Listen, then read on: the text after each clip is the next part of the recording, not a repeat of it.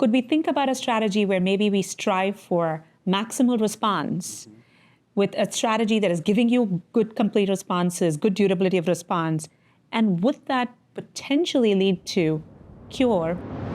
This is a difficult question to answer, but I'll start with Dr. Javeri and ask you, how do you contextualize DESTINY-Breast09 in the setting of the emerging maintenance strategies as well? Yeah, no, I think those are fantastic questions, very relevant, especially because our clinical practices have been driven by those approaches in the past decade, right? I mean, our patients have gotten used to getting induction-based chemotherapy with taxane HP, and then maintenance therapy with HP with or without endocrine therapy.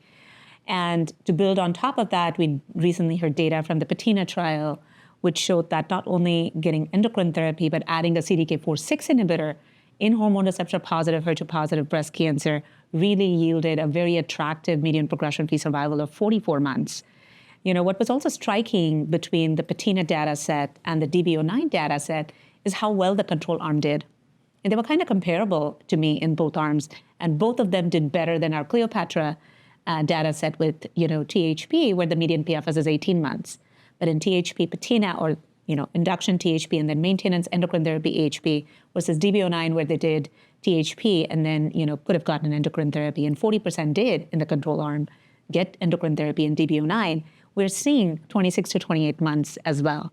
So I think it's very reasonable to think about that's a reasonable approach for trying a maintenance strategy for a hormone receptor positive breast cancer. And then we also heard the HER2 CLIMB data with tucatinib, although there the control arm, did quite worse relatively.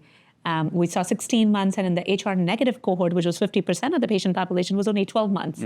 So I'm still intrigued by why did that do poorly, and why, despite having 70% de novo metastatic breast cancer, did we not see what we saw with Cleopatra even, let alone PATINA and DB09? But to your point about maintenance strategies, I think we certainly want to think about how do we optimize efficacy? How do we optimize quality of life?